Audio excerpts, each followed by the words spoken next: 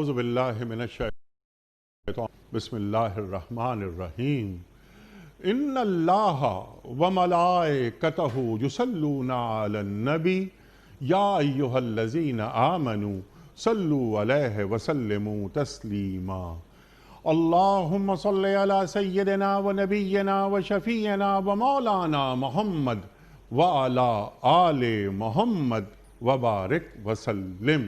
محترم خواتین و حضرات، السلام علیکم۔ پیام صبح کے ساتھ ایک بار پھر حاضر میں ہوں آپ کا میزبان انیق احمد۔ پیام صبح میں ہم قرآن کریم کی مختلف آیات پر بات کرواتے ہیں، اپنے ملک کے جید علماء سے سیکھتے ہیں، قرآن کریم سے قریب آنے کی کوشش کرتے ہیں۔ خواتین و حضرات، روزانہ میرے ساتھ 2 مہمان ہوا کرتے تھے، لیکن آج سے ہم اپنا فارمیٹ چینج کر رہے ہیں۔ ہمارے بہت سے ناظرین نے ہم سے یہ کہا کہ اگر کسی ایک ہی مہمان سے مستقل گفتگو ہو تو ایک کنٹینیوٹی کے ساتھ بات ہو سکے گی، اور بعض دفعہ جب ہم علماء تبدیل کرتے ہیں، یعنی کچھ گفتگو ایک عالم سے، کچھ گفتگو دوسرے عالم سے، تو کچھ تھوڑا سا ڈسرپشن سا محسوس ہوتا ہے۔ بہرحال ہم نے آج سے یہ طریقہ شروع کیا ہے اور کر رہے ہیں کہ ہم ایک عالم دین سے بات کروائیں گے اور پورے پروگرام میں انہی کے ساتھ گفتگو ہوگی، اور قرآن کریم کی ان آیات پر ہم ان سے سیر حاصل گفتگو کریں گے۔ خواتین و حضرات، آج کا ہمارا جو پروگرام ہے اس کا موضوع یہ ہے کہ اللہ تعالیٰ کن ہیں، اللہ تعالیٰ کنہیں اپنا دوست کہتا ہے۔ خواتین و حضرات، سورہ یونس آیات 62، 63، 64 اور 65 یہ منتخب کی ہیں۔ ان آیات کے تناظر میں بات ہوگی اور ہم معلوم کریں گے اپنے معزز مہمان سے کہ وہ ہمیں سکھائیں، ہمیں بتائیں۔ الا ان اولیاء اللہ لا خوف علیہم ولا هم یحزنون کی بات ہو رہی ہے کہ یہ اللہ کے ولی کون ہوتے ہیں، اللہ کے دوست کون ہوتے ہیں، اور یہ کیا اللہ کے جو دوست ہوتے ہیں یہ کہ تقوی کی بنیاد پہ ہوتے ہیں، یہ محض ایمان کی بنیاد پہ ہوتے ہیں، ان میں خوف اور حزن نہیں ہوتا؟ کیوں نہیں ہوتا؟ اللہ کے دوست کی نشانیاں کیا ہیں؟ ہم کیسے پہچانیں کہ یہ شخص اللہ کا دوست ہے یا نہیں؟ یہاں بات ہو رہی ہے کہ الا ان اولیاء اللہ ہے لا خوف علیہم ولا هم یحزنون۔ ایک اور جگہ اللہ تعالیٰ فرما رہا ہے، خود کو ولی کہہ رہا ہے، خود کو دوست کہہ رہا ہے۔ اللہ ولی الذین آمنوا یخرجهم من الظلمات الی النور۔ اللہ اکبر، اللہ اکبر۔ خواتین و حضرات، دونوں میں کیا فرق ہے؟ باتیں آئیں گی اس ذیل میں، سوالات اٹھائیں گے اور سیکھیں گے ہم ایک جید عالم دین سے، ایک مفسر قرآن سے۔ وہ بات جب بھی کرتے ہیں تو ایک دنیا ان کو ٹھہر کر سنتی ہے۔ پوری زندگی کتاب اور قلم کی مزدوری میں آپ نے گزار دی، ایک تاثیر اللہ تعالیٰ نے رکھی ہے آپ کے بیان میں۔ قرآن کریم کو قرآن کریم سے سمجھاتے ہیں۔ تشریف فرما ہیں اسلام آباد میں محترم ڈاکٹر حبیب الرحمان عاصم صاحب۔ ڈاکٹر صاحب، میں آپ کا بڑا شکر گزار کہ آپ تشریف لائے، اور ہمیشہ کی طرح آج بھی ہم آپ سے بہت سیکھیں گے۔ خواتین حضرات، ڈاکٹر صاحب پوری زندگی جیسا میں نے عرض کیا بس پڑھتے پڑھانے میں گزری۔ انٹرنیشنل اسلامک یونیورسٹی اسلام آباد میں پوری زندگی پڑھاتے رہے۔ اللہ اکبر۔ خواتین حضرات، ڈاکٹر حبیب الرحمان عاصم صاحب کو خوش آمدید کہتے ہوئے پروگرام کا آغاز کرنا چاہوں گا اللہ تعالیٰ کے بابرکت نام سے۔ سورہ یونس آیات 62 سے 65۔ اعوذ باللہ من الشیطان الرجیم، بسم اللہ الرحمن الرحیم۔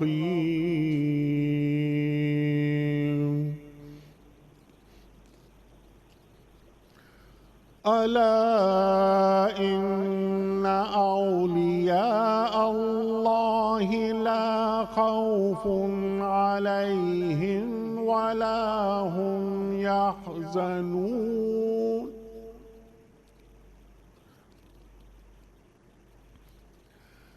الذین آمنوا وکانوا یتقون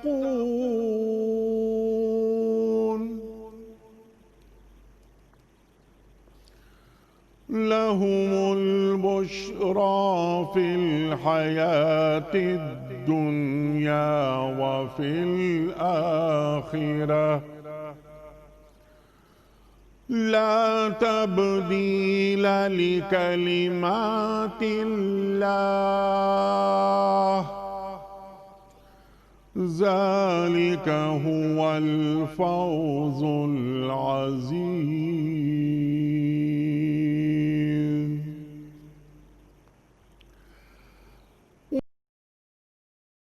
يحزنك قولهم إن العزة لله جميعا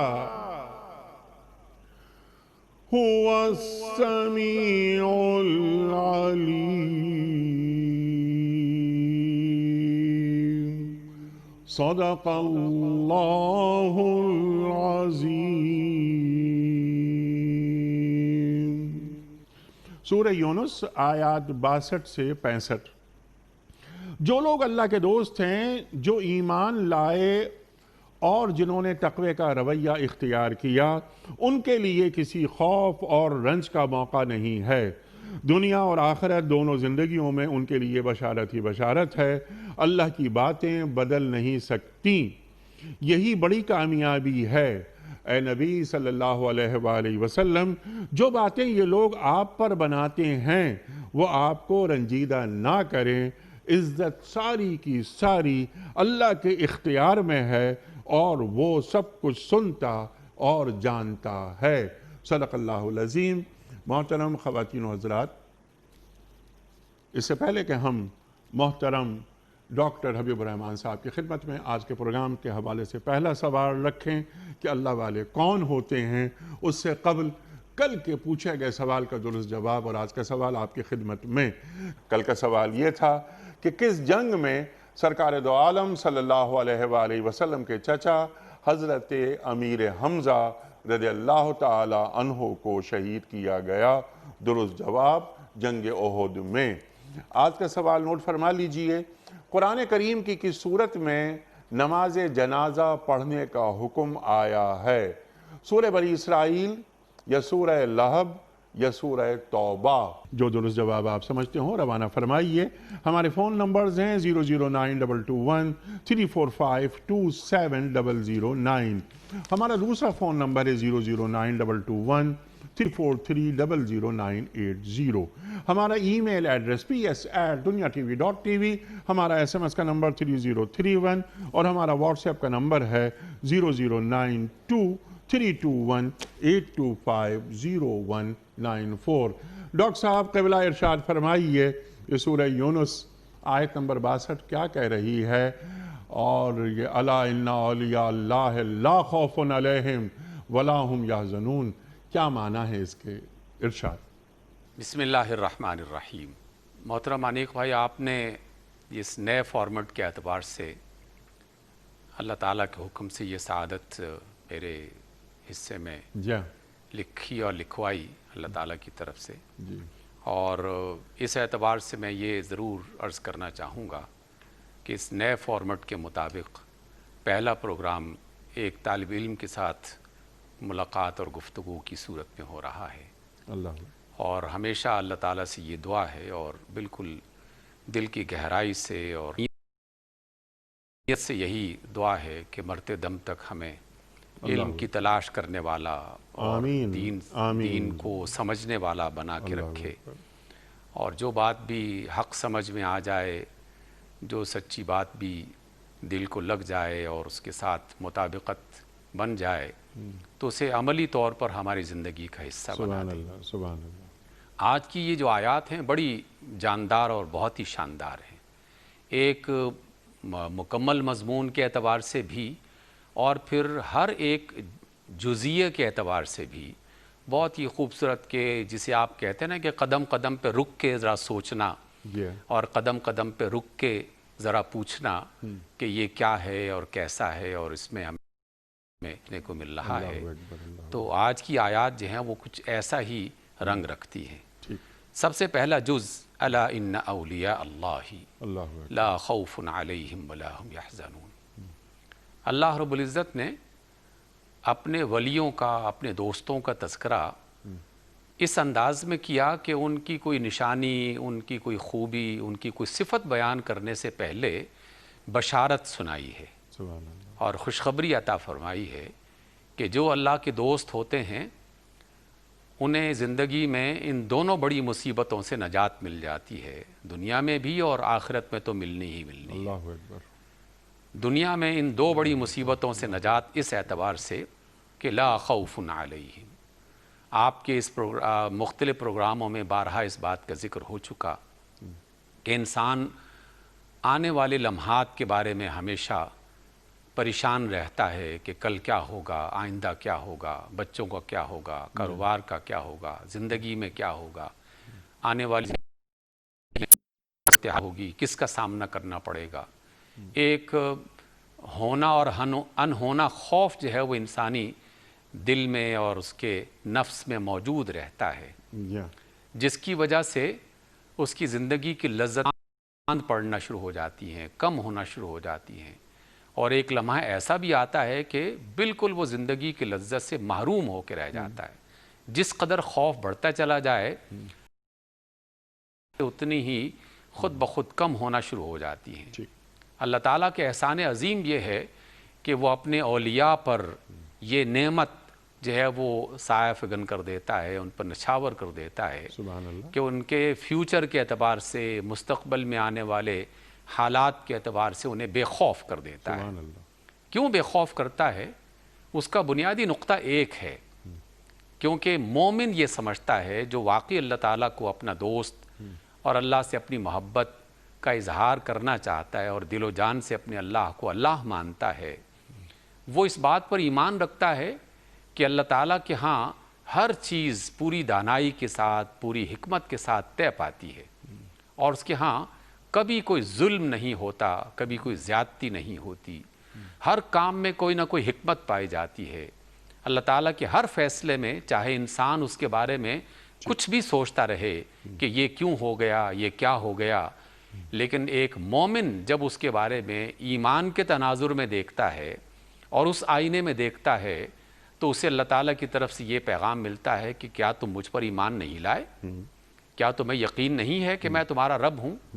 کیا تمہیں اعتماد نہیں ہے کہ میں پوری کائنات کا فیصلہ کرتا ہوں، جو فیصلہ کرتا ہوں درست فیصلہ کرتا ہوں؟ الیس اللہ بکاف عبدہ، کیا اللہ بندے کے لیے کافی نہیں ہے؟ کافی نہیں ہے. تو جب میں تمہارے لیے کافی نہیں ہوں؟ بالکل یہ اسی اعتبار سے تو جب ایک من میں یہ خیال آتا ہے تو ہر آنے والی مصیبت یا ہر آنے والا خوف وہ اس کے لیے ہلکا ہو جاتا ہے. سبحان اللہ، سبحان اللہ. وہ یہ سوچنے لگتا ہے کہ میرا رب ہے، حی قیوم ہے، دانا اور حکیم ہے، مہربان اور کریم ہے، تو یقیناً اس کے ہر فیصلے میں میرے لیے کچھ نہ کچھ اور کہیں نہ کہیں ایسا فائدہ ضرور موجود ہوگا کہ جو ابھی مجھے نظر نہیں آ رہا، لیکن اس کے علم میں اور اس کے فیصلوں میں وہ چیز موجود ہے. اس لیے وہ خوف سے آزاد کر دیا جاتا ہے. وَلَا هُمْ يَحْزَنُونَ. میں اپنی زندگی کے بارے میں جب غور کرتا ہوں تو میں بلا تأمل یہ کہہ سکتا ہوں کہ میں تو اس میں بہت بری طریقے سے مبتلا ہوں، اور یقیناً بہت سے لوگ، ایک بڑی تعداد وہ اس میں مبتلا ہے کہ ہماری زندگی کا ایک بڑا حصہ اپنے ماضی کی حسرتوں پر جو ہے وہ گزر جاتا ہے، آہیں بھرتے ہوئے، یادیں تازہ کرتے ہوئے، یہ کیوں نہیں ہو گیا، وہ کیوں نہیں ہو گیا، کاش کہ ایسا ہو جاتا، کاش کہ ویسا ہو جاتا. تو یہ جو غم ہے جو اندر ہی سے انسان کو گھلائے رکھتا ہے، پریشان کیے رکھتا ہے، تو یہ مصیبت ہے. اس سے بھی انسان کی لذتیں اور جو آسائشیں ہیں وہ کم ہو جاتی ہیں. تو اللہ کا جو مومن بندہ ہے وہ اس مصیبت سے بھی آزاد کر دیا جاتا ہے کہ جو گزر چکا سو گزر چکا. اب اس کا تذکرہ اگر اچھائی کی صورت میں ہو تو ضرور کرنا چاہیے تاکہ اللہ تعالیٰ کا شکر ادا کیا جائے، اور اگر تذکرہ اس انداز میں ہو کہ یہ کام جو ہم سے ہوا جس میں فلاں فلاں غلطی ہوئی تو اس سے عبرت کے حوالے سے، اس کی اصلاح کرنے کے حوالے سے یہ سوچنا یہ تو اجازت ہے اور یہ درست بھی ہے، لیکن حسرتوں اور آہوں میں زندگی بسر کرنا یہ قطعی طور پر نہ اللہ کو پسند ہے اور نہ بندہ مومن کی یہ شان ہے۔ سبحان تو اللہ۔ اور یہ اللہ والوں جی کی صفت بیان کی جا رہی ہیں، تو یہاں سے آغاز ہو رہا ہے۔ ڈاکٹر صاحب نے سبحان اللہ خوف اور حزن دونوں کو بالکل واضح کر دیا، یعنی خوف کا تعلق مستقبل سے ہے اور حزن کا تعلق ماضی سے ہے۔ ڈاکٹر صاحب یہ بھی آپ فرما دیجئے کہ ہمارے معاشروں میں اکثر ہم یہ دیکھتے ہیں کہ یہ گفتگو ہوتی ہے کہ مثلاً کہ کاش یہ پلاٹ میں 3 کروڑ کا نہیں بیچ دیتا، آج اس پلاٹ کی قیمت 12 کروڑ ہے۔ اس قسم کی باتیں، کیا یہ جو تقدیر الہی ہے جو ہمارے مقدر ہیں، کیا ہم اس کے خلاف کوئی احتجاج تو نہیں کرتے؟ حقیقت میں انجانے میں تو احتجاج ہی ہو رہا ہوتا ہے، چاہے دل میں وہ خیال نہ بھی ہو، لیکن حقیقت میں تو ایسا ہی ہے۔ نبی محترم صلی اللہ علیہ وسلم دل و جان سے ہم ان پر فدا، ہمارے مال و اسباب، ہمارے ماں باپ، ہماری اولاد، سب ان پر فدا۔ آپ نے کیا خوبصورت جملہ ارشاد فرمایا، آپ نے فرمایا کہ ان لو من عمل الشیطان، یہ جو لو ہے نا، کاش کہ ایسا ہوتا، یہ شیطان کے کاموں میں سے ایک کام ہے۔ شیطان انسان کے دل میں حسرت پیدا کرتا ہے، اور اس حسرت کی وجہ سے غم اور دکھ اور حزن جو ہے نا وہ انسان کے دل کا حصہ بن جاتا ہے، وہ اس کے اندر جاگزیں ہو جاتا ہے، جس کی وجہ سے اس کی ہمتیں کمزور پڑنا شروع ہو جاتی ہیں، اور جو ہے نا وہ ایک اچھا کام جو کر سکتا ہے وہ اچھا کام کرنے کے اہل نہیں ہوتا، اور پھر بعض اوقات تو آگے بڑھ کر وہ اس میں مزید گناہ اختیار کرنا شروع کر دیتا ہے کہ گلہ شکوہ کر لیا کہ فلاں کی وجہ سے ایسا ہو گیا، فلاں کی وجہ سے ایسا ہو گیا۔ وہ صرف اپنے آپ پر جو ہے وہ الزام نہیں لگاتا، یہ بلیم نہیں کرتا، وہ دوسروں کو بھی آہستہ آہستہ اس میں شریک کرنا شروع کر دیتا ہے۔ تو آپ نے بڑی اچھی توجہ دلائی کہ یہ جو ہم انداز اپناتے ہیں اپنی گفتگوؤں میں، اپنی مجالس میں، چاہے وہ بہت ہی معصوم قسم کی مجالس ہی کیوں نہ ہوں، لیکن بات چلتے چلتے ایک سے دوسرے کے ساتھ جڑتے ہوئے بالآخر اس موضوع میں انسان بڑی دلچسپی محسوس کرنا شروع کر دیتا ہے۔ تو اس سے اپنے آپ کو بچانے کی کوشش کرنی چاہیے کہ جو گزر چکا اس پر غور ضرور کریں، لیکن عبرت کے لیے، اپنی غلطی کو تلاش کر کے اس کا ازالہ کرنے کے لیے، لیکن آہیں بھرنے کے لیے اور حسرتوں کو تلاش کرنے کے لیے اور اپنے آپ اور دوسروں پر الزام لگانے کے لیے سابقہ جو زندگی ہے اس کی جو نقصان دہ چیزیں ہیں ان کو تازہ نہیں کرنا چاہیے۔ سبحان اللہ، سبحان اللہ۔ اچھا ڈاکٹر صاحب، یہ تو حزن کی بات ہو گئی، ملال کی بات ہو گئی، اور آپ نے کیا اچھی بات فرمائی کہ عبرت اس سے لی جائے، اس واقعے سے کہ کاش میں ماضی میں یہ غلطی میں نہیں کرتا، لیکن جو کچھ ہوا یہ اللہ کی طرف سے ہوا، اور الحمدللہ علی کل حال، میں ہر حال میں اے اللہ تیری رضا پر راضی ہوں۔ مستقبل کے حوالے سے بڑے خوف آتے ہیں، شیطان کا آپ نے ذکر کیا، شیطان بڑے ڈراوے دیتا ہے ایک بندے مومن کو، رزق کا ایک ڈراوا ہوتا ہے کہ یہ جو تمہارے بچے ہیں چھوٹے ہیں، تم یہ کیا کر رہے ہو، تم یہ اللہ کی راہ میں صدقات دے رہے ہو، انفاق کر رہے ہو، انسانیت کی خدمت کر رہے ہو، پیسوں کو بچا لو وغیرہ وغیرہ۔ اگر تھوڑا سا کبھی کبھار کوئی فحش کام ہو بھی جائے تو کر لو، اگر آمدنی میں اضافہ ہو رہا ہے۔ تو مستقبل کا جو خوف ہے وہ شیطان کی طرف سے آتا ہے، اور کبھی کبھار ہم اس خوف کا شکار ہو جاتے ہیں۔ تو اس کا سدباب کیا ہے، اس کو کیسے روکا جائے اب ہماری سوسائٹی میں؟ جی انیق بھائی، یہ بھی بہت ہی اہم بات ہے۔ دیکھیے انسانی زندگی میں خوف کوئی ایک طرح کا اور ایک نوعیت کا نہیں ہے، کئی طرح کے خوف ہیں، جن میں سے بعض کا آپ نے تذکرہ کیا۔ انسان اپنے مال کے بارے میں، اپنی اولاد کے بارے میں، اپنے فیوچر کے بارے میں، اپنے آنے والی زندگی، اپنے بڑھاپے کے بارے میں، ہم جس اس میں داخل ہو چکے ہیں اب اپنے بڑھاپے کے بارے میں پریشانیاں وہ ذہن میں سمائی رہتی ہیں۔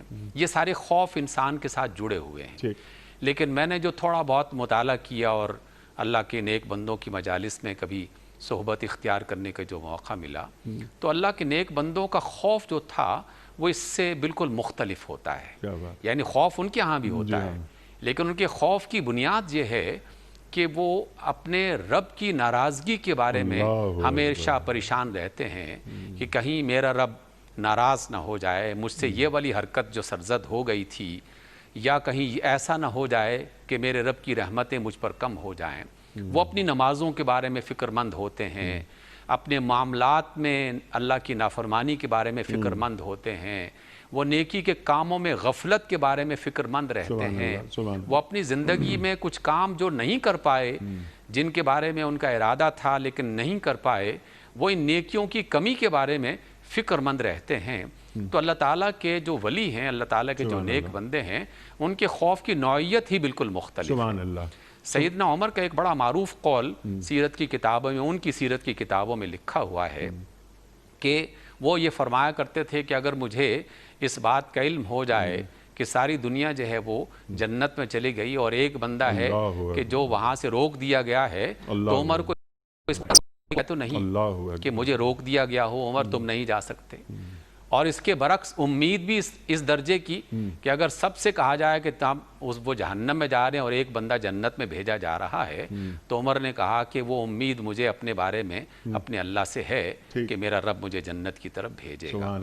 یعنی یہ جو کیفیت ہے در حقیقت یہ وہ اللہ تعالیٰ پر ایمان کے اس رنگ کو ظاہر کرتی ہے کہ اللہ پر امید اس قدر کہ جب بھی بچنے کی صورت ہو تو میں ضرور بچ جاؤں گا، اللہ کا کرم مجھ پر لازماً ہو جائے گا، اور اگر کبھی پریشانی کی صورت ہو تو ہمیشہ اس بات کا ڈر بھی رہنا چاہیے۔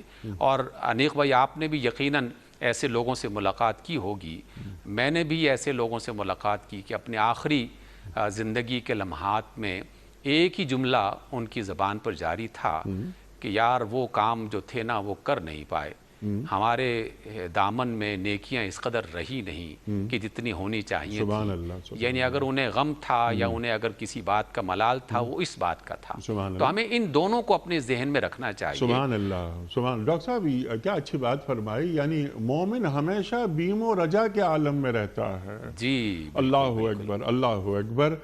لیکن یہ خوف، کچھ خوف میں نے عرض کیے تھے، کچھ آپ نے فرمائے۔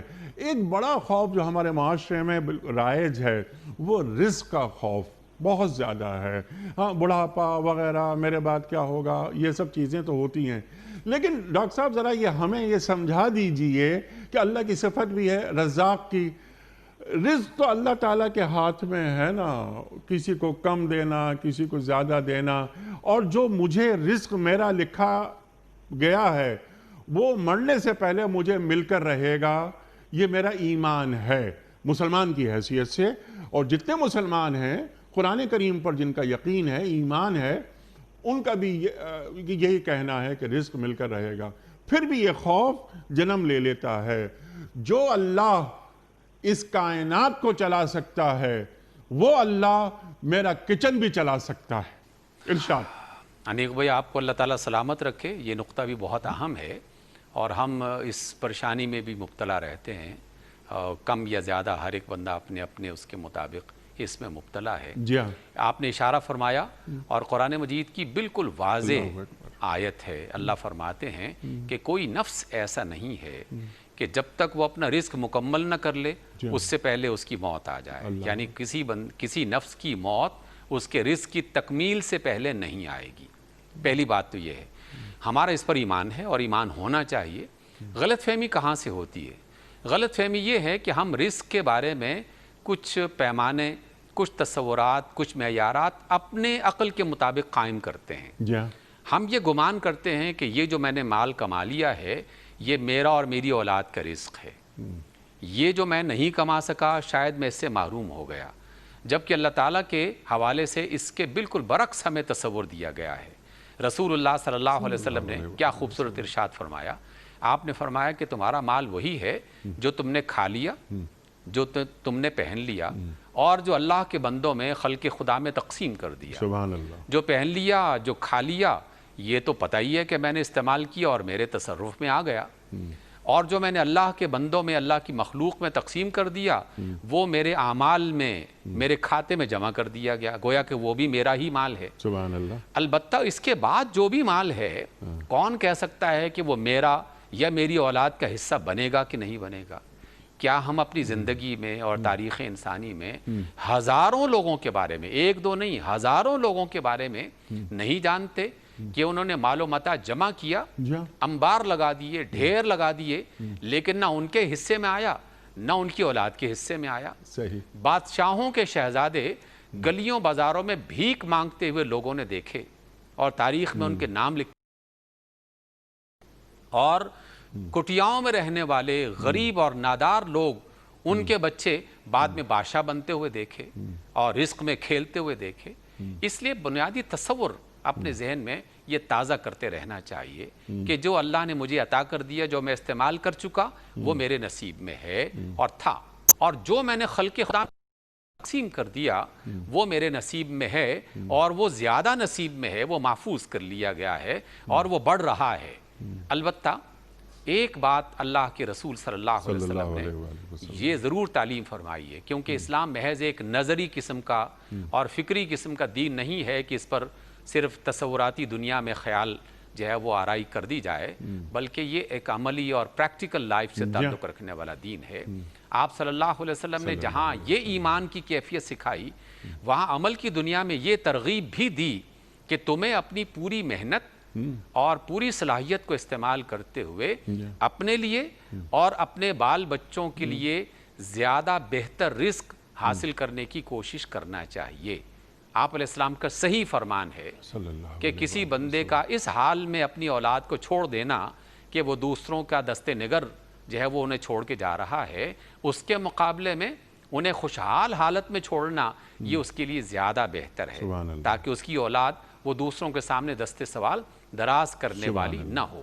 گویا کہ ایمان کا پہلا حصہ ہمیں یہ بتا رہا ہے کہ رزق وہی ہے جو ہم نے کھا پی لیا یا اپنے بال بچوں کو کھلا پلا دے دیا اور یا خلق خدا میں تقسیم کر دیا، لیکن اپنے فیوچر، اپنے بال بچوں کو ایک اچھی زندگی عطا کرنے کے لیے، اپنے ماں باپ کو ایک اچھی زندگی عطا کرنے کے لیے، ایک زندگی عطا کرنے کے لیے محنت کرنا یہ ہماری ذمہ داری ہے، یہ ہم پر واجب ہے۔ اس کی وجہ سے واجب پورا کرنے کے لیے ہمیں دن رات محنت کرنی چاہیے اور اس میں خون پسینہ بہانا چاہیے، صلاحیتیں استعمال کرنی چاہیے۔ جی ہاں، لیکن اس کے تعلق سے کوئی خوف اپنے دل میں پیدا نہیں کرنا چاہیے، کیونکہ بچوں کا مستقبل بہترین ہونا چاہیے، لیکن اللہ تعالی ہم سے زیادہ ہمارے بچوں کے مستقبل کے تعلق سے فکر مند ہے اور وہ زیادہ جانتا ہے۔ جی جی انیق بھائی، اس میں آپ کی اجازت سے ایک چھوٹا سا جملہ بہت ہی خوبصورت اللہ کے ایک نیک بندے نے سمجھایا۔ سیرت کی کتابوں میں آپ نے بھی بارہا پڑھا، ہم نے بھی بارہا پڑھایا کہ آخر اللہ رب العزت نے اپنی نبی صلی اللہ علیہ وسلم کو اور سب سے زیادہ محبوب نبی کو یتیم در یتیم ان مراحل سے کیوں گزارا؟ یعنی والد، پھر اس کے بعد والدہ، پھر اس کے بعد دادا، اور پھر چچا جو ملے وہ بھی غربت اور افلاس کی زندگی بسر کرنے والے۔ تو بنیادی نقطے اور بھی ہیں، لیکن ایک نقطہ یہ ہے کہ رب العالمین نہ باپ ہے، نہ ماں ہے، نہ دادا ہے، نہ چچا ہے، نہ کوئی اور ہے۔ رب العالمین ایک ہی اور وہ ہے اللہ۔ سبحان اللہ۔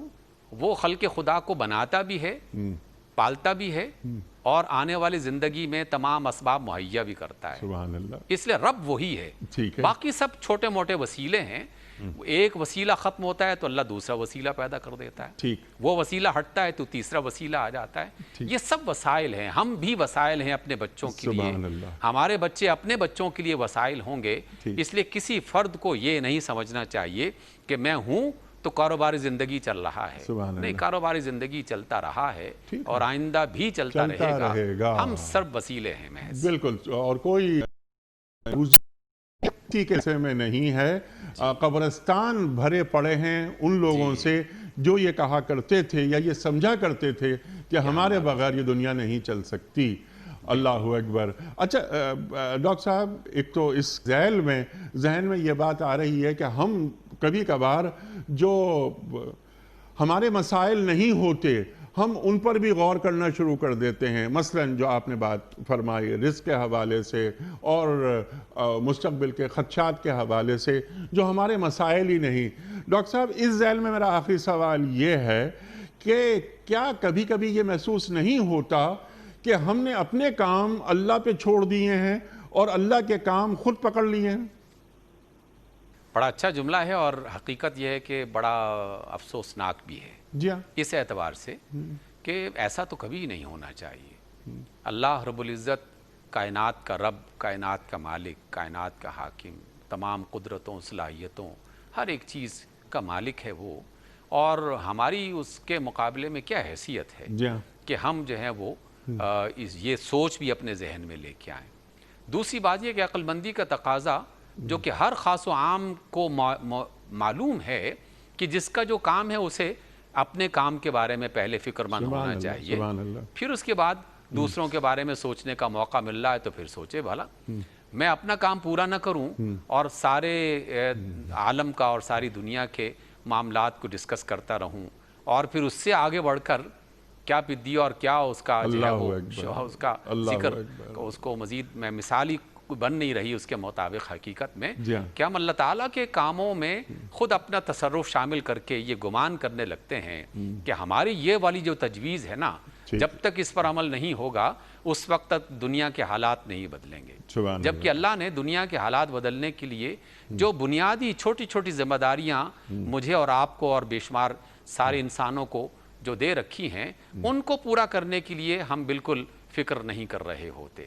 اس لیے ایک بالکل ابتدائی سبق ہمارے استادوں نے، ہمارے والدین نے، عقل مند انسانوں نے جو ہمیں سکھایا اور ہم بھی آگے منتقل کرتے رہتے ہیں کہ بھائی پہلے اپنا کام کرو ٹھیک.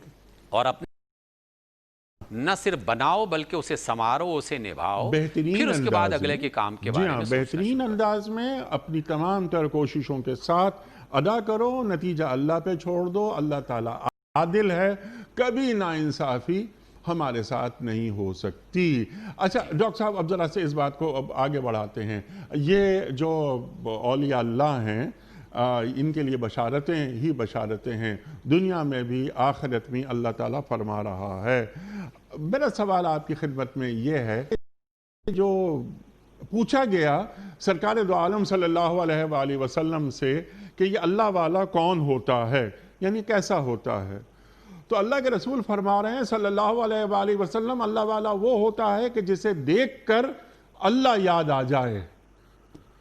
اللہ اکبر، اللہ اکبر. ذرا اس تعلق سے کچھ فرمائیے. میرا سوال اس کے ساتھ یہ بھی ہے کہ یہ جو اہل اللہ ہوتے ہیں کیا یہ دل کی آنکھ سے اللہ کو دیکھتے ہیں؟ ارشاد. دیکھیے یہ جملہ جو ہے وہ اس اعتبار سے بہت ہی بہترین ہے لیکن اس میں الجھاؤ بہت پایا جاتا ہے. الجھاؤ میری وجہ سے، مجھ جیسے اور بہت سارے انسانوں کی وجہ سے کہ ہم ایک تصور اپنے ذہن میں خود سے قائم کرتے ہیں جی، اور پھر اس پیمانے پر لوگوں کو پرکھنا شروع کر دیتے ہیں. تو وہ پیمانہ کہاں سے آئے گا؟ ہاں، پیمانہ جو ہے وہ خود اللہ کی طرف سے اور اس کے رسول کی طرف سے اچھا، اسی ذیل میں آپ ذرا اور اس کو واضح کر دیجئے گا. میرے ذہن میں ایک بات اور یہ بھی جو میں آپ سے سیکھنا چاہ رہا ہوں، اللہ کا رنگ اختیار کرو. صبغت اللہ، من احسن من اللہ صبغہ. اللہ کے رنگ سے اچھا رنگ کس کا ہو سکتا ہے؟ جو ہم محمدی رنگ صلی اللہ علیہ وآلہ وسلم اختیار کرتے ہیں ہم پر اللہ کا رنگ غالب آتا چلا جاتا ہے اور یوں ہم اہل اللہ کی صف میں شامل ہو جاتے ہیں. ایسا ہے؟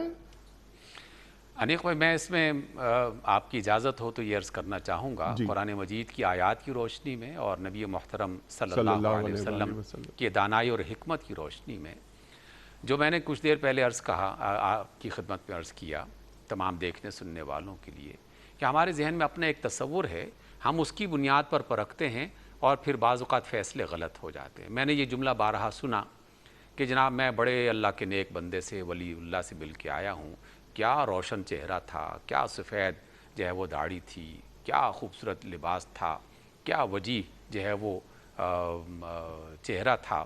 یہ کیفیت جو ہے وہ ہم دیکھتے ہیں. اس کی بنیاد پر ہم یہ فیصلہ کرتے ہیں کہ واقعی یہ بہت ہی اللہ والا آدمی ہوگا.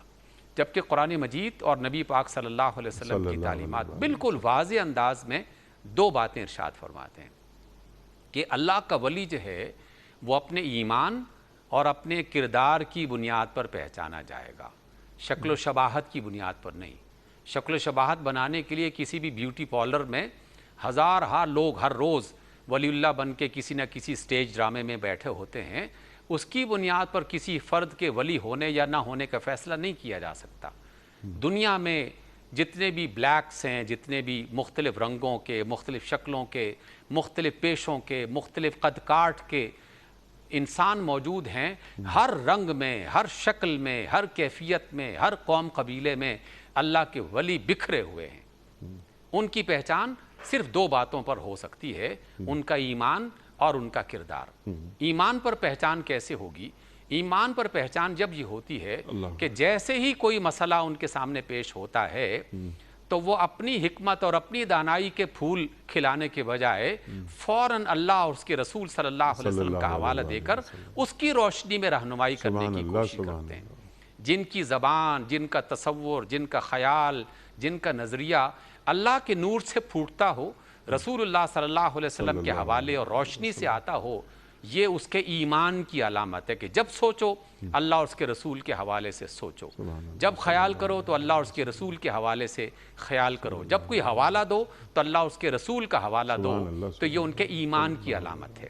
اب صرف حوالہ دینا کافی نہیں ہے، اچھی گفتگو میں بھی کر سکتا ہوں اور بے شمار میں جیسے لوگ کرتے رہتے ہیں، لیکن جب عمل کی دنیا میں مجھ سے واسطہ پڑے تو پھر دوسری دلیل سامنے آئے گی تھا واقعی اپنے کردار سے اس کو ثابت بھی کر رہا ہے کہ نہیں کر رہا۔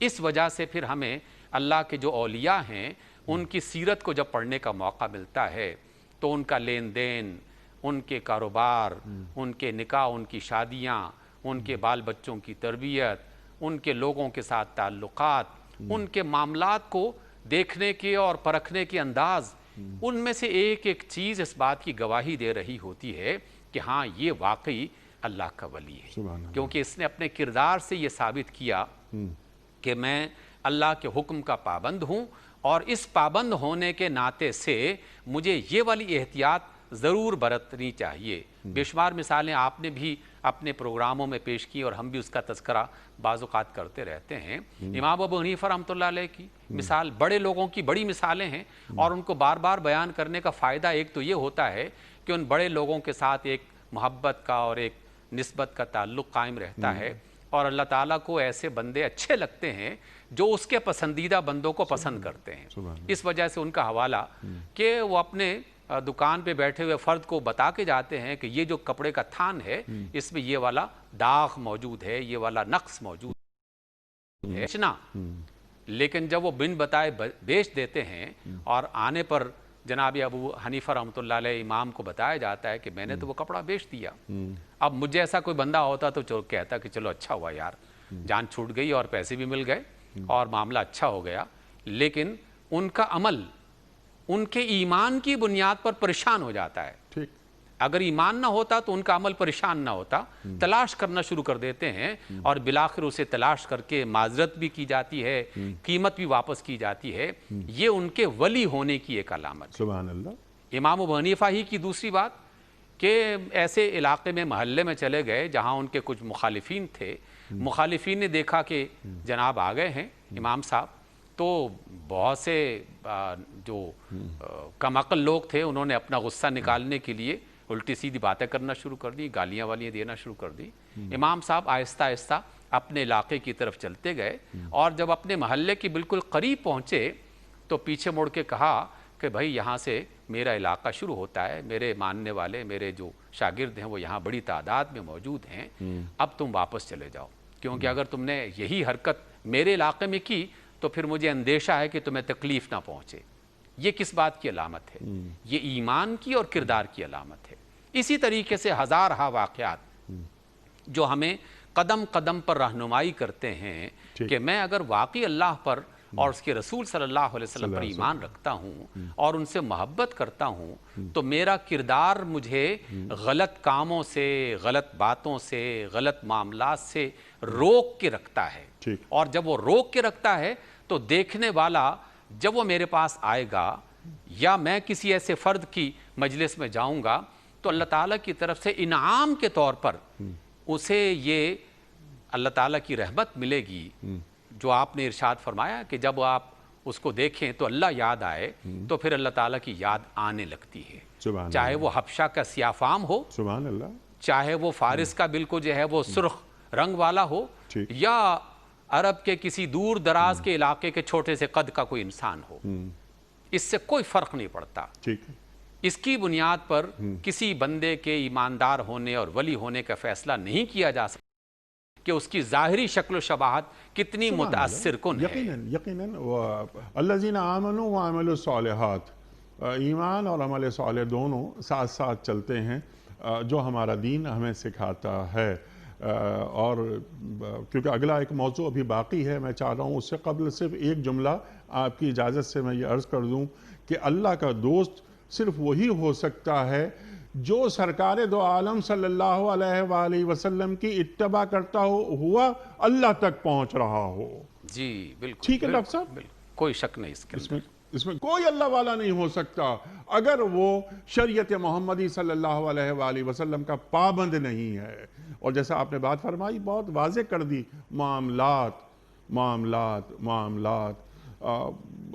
معاملات زندگی کو خیر و خوبی کے ساتھ اختتام تک پہنچانا ہی اصل دین ہے۔ ٹھیک ہے ڈاکٹر صاحب؟ جی۔ اچھا، اب یہاں پر اللہ تعالیٰ کی جو باتیں ہیں وہ تبدیل نہیں ہو سکتی، یہی بڑی کامیابی ہے، یہ تمام باتیں بالکل واضح ہیں۔ اب اللہ تعالیٰ فرما رہا ہے کہ اپنے محبوب محمد مصطفیٰ احمد مجتبیٰ صلی اللہ علیہ وآلہ وسلم سے کہ اے میرے محبوب، یہ جو باتیں یہ لوگ کرتے ہیں، یعنی کفار و مشرکین، دشمنان دین، ان کی باتوں سے آپ رنجیدہ نہ ہوا کریں، یہ باتیں آپ کو رنجیدہ نہ کریں۔ عزت ساری کی ساری اللہ کے پاس ہے، اللہ کے اختیار میں ہے۔ یہ مشرکین، یہ دشمنان دین، یہ آپ کو کیا عزت دیں گے؟ عزت دینے والا اللہ ہے۔ تو یہاں کیا رسول کو صلی اللہ علیہ وآلہ وسلم تسلی، تشفی کی جا رہی ہے، دلجوئی کی جا رہی ہے۔ اللہ تعالیٰ پھر یہاں پر اپنی صفات بیان کر رہا ہے، سمیع اور علیم۔ ارشاد۔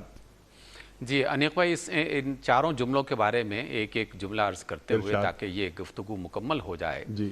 پہلا اس میں حصہ کہ یہ جو ایمان والے اور اللہ تعالیٰ کے ولیوں کا تذکرہ ہوا تو ان کے لیے بشارت ہے دنیا کی زندگی میں اور آخرت کی زندگی میں، تاکہ کوئی شخص یہ گمان نہ کرے کہ ان کے لیے صرف آخرت ہی میں نعمتیں ہیں، دنیا میں ان کے لیے بشارتیں ہیں۔ دوسری بات جو آپ نے قرآن مجید کے حوالے کے طور پر کہ لا تبدیل لکلمات اللہ، بنیادی جملہ خود قرآن کا جملہ ہی کافی ہے، لیکن یہ سمجھنے کے لیے کہ اللہ تعالیٰ کے جو قوانین آدم علیہ السلام سے چل رہے تھے جناب رسول اللہ صلی اللہ علیہ وسلم تک مکمل ہوئے تو ان کو آنے والے کسی زمانے میں بدلا نہیں جا سکتا۔ سبحان اللہ۔ اس لیے کوئی فلسفی اور دانشور یہ زحمت نہ کرے کہ وہ اللہ کی دی ہوئی تعلیمات کو اپنی دانش کے مطابق بدلنے کی کوشش کرے اور یہ گمان کرے کہ میں کوئی زیادہ بہتر چیز لا سکتا ہوں، قطعاً ایسا نہیں لا سکتا۔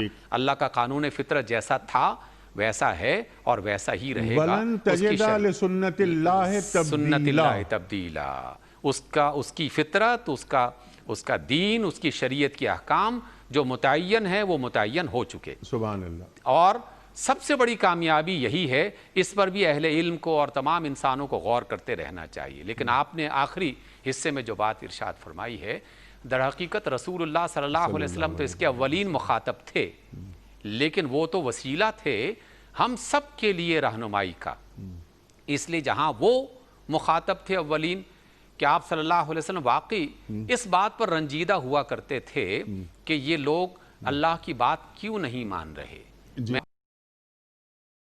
علیہ السلام اس بات پر کم ہی رنجیدہ مجھے کبھی دکھائی دیے یا میں نے کوئی جملہ ایسا پڑھا ہو کہ آپ کو لوگوں نے اذیت دی ہو اور آپ نے یہ شکوہ کیا ہو کہ مجھے یہ اذیت کیوں دی جا رہی ہے۔ اگر اذیت آپ نے محسوس کی تو اس بنیاد پر کہ یہ اللہ کے بندے جہنم میں کیوں جا رہے ہیں اور یہ اللہ کی سچی بات کو ماننے کے لیے تیار کیوں نہیں ہو رہے۔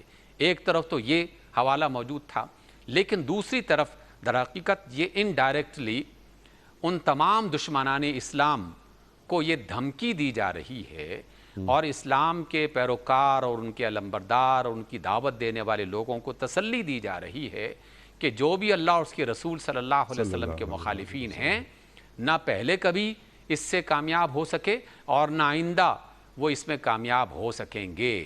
وہ اپنے طور پر جو بھی کہتے رہیں، آپ ان کے جملوں پر، ان کے حملوں پر اور ان کے جو غلط کام ہیں اس پر رنجیدہ نہ ہوں، بلکہ وہ راستہ جو اللہ رب العزت نے صراط مستقیم کی شکل میں رسول اللہ صلی اللہ علیہ وسلم کی اطاعت اور محبت کی شکل میں تمہیں دے رکھا ہے، تم پورے اعتماد کے ساتھ اس پر اپنے قدم بڑھاتے رہو۔ سبحان اللہ، سبحان اللہ۔ اگر تم نے یہ کیا تو پھر کوئی یہ جو دین پیش کرنے والے لوگ ہیں آج جو دین کا پیغام عام کر رہے ہیں، یہ آیت انہیں کیا پیغام دے رہی ہے؟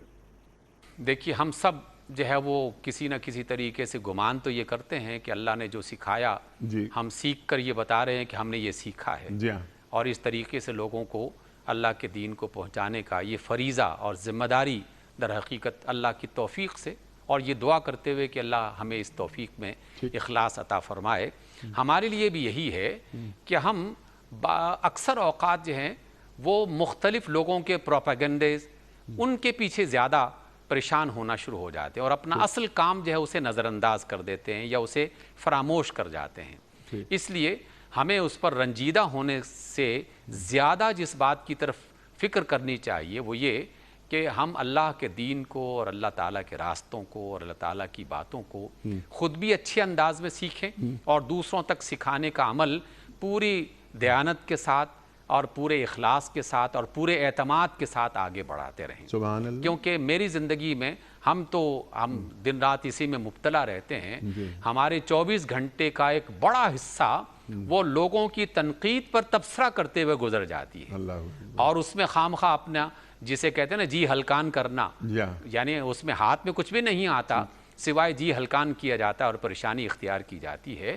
تو اس لیے دشمنان دین کی باتوں کو اگر اس نقطہ نظر سے پڑھا جائے کہ اس میں کسی بات کا علمی جواب دینا ہے، کوئی عقلی جواب دینا ہے، وہ تو ٹھیک ہے، لیکن اس پر خام خواہ پریشانی کا اظہار یوں نہ کیا جائے کہ جو کام کا کام ہے وہ نہ کر سکیں اور ہم بیکار وقت ضائع کر رہے ہوں۔ تو اس لیے ان کا قول اللہ پر ایمان رکھتے ہوئے اس کو یقین سے اختیار کر لینا چاہیے۔ مجھے تو سورۃ الکوثر کی آخری چھوٹی سی جو آیت ہے وہی حوصلہ دینے کے لیے بہت کافی ہے کہ ان شانئک هو الابتر، کہ جو رسول اللہ صلی اللہ علیہ وسلم کا بدخواہ ہے، دشمن ہے، آپ کا جو مخالف ہے، اس نے اپنی جڑ کو کاٹنا ہی کاٹنا ہے، اور اس کی جڑ کٹنی ہی کٹنی ہے، وہ بے نسل اور بے اصل ہونا ہی ہونا ہے۔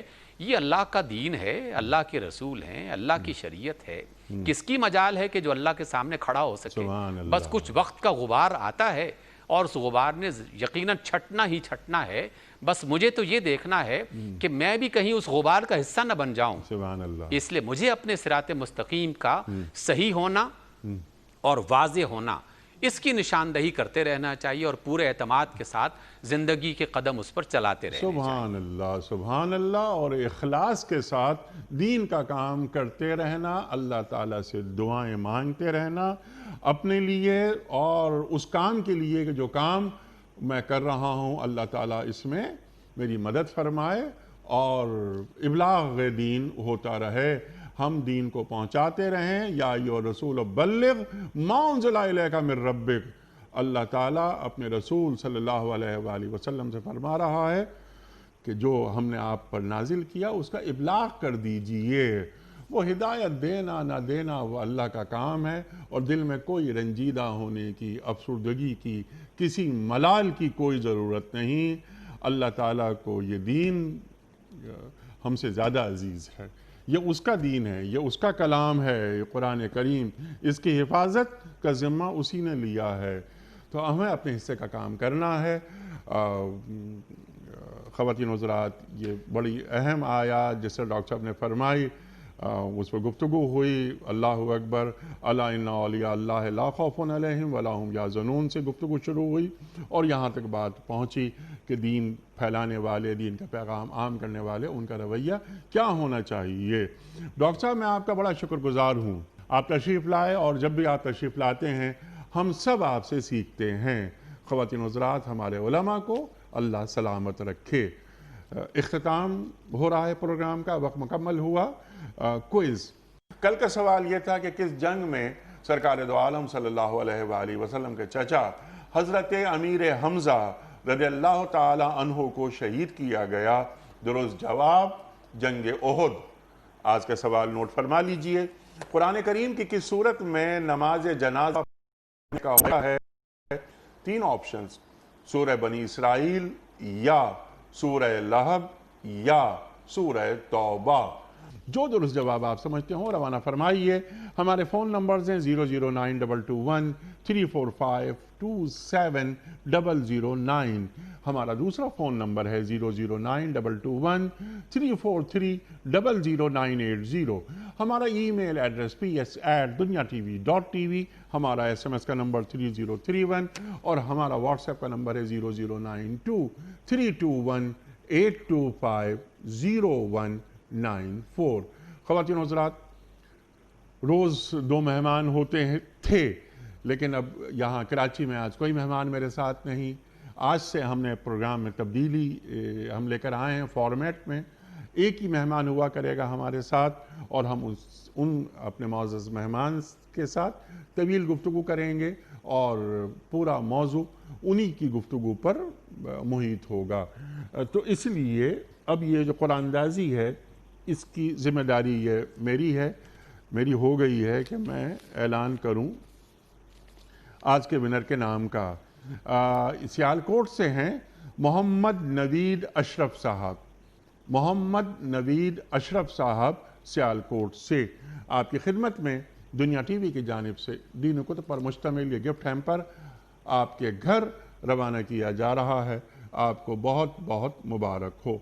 اختتام ہوتا ہے پیام صبح کا روزانہ ایک قول پر، اور وہ قول ہوتا ہے صاحب نہج البلاغہ امیر المومنین حضرت علی مرتضیٰ کرم اللہ وجہہ کا۔ آپ فرماتے ہیں کہ ہر چیز کی زکوٰۃ ہے، عقل کی زکوٰۃ یہ ہے کہ جاہلوں کی جہالت کو برداشت کریں۔ اللہ اکبر۔ ہر چیز کی زکوٰۃ ہے، عقل کی زکوٰۃ یہ ہے کہ جاہلوں کی جہالت کو برداشت کریں۔ سبحان اللہ سبحان اللہ۔ اپنے میزبان انیق احمد کو کل تک کے لیے اجازت دیجیے۔ خدا حافظ۔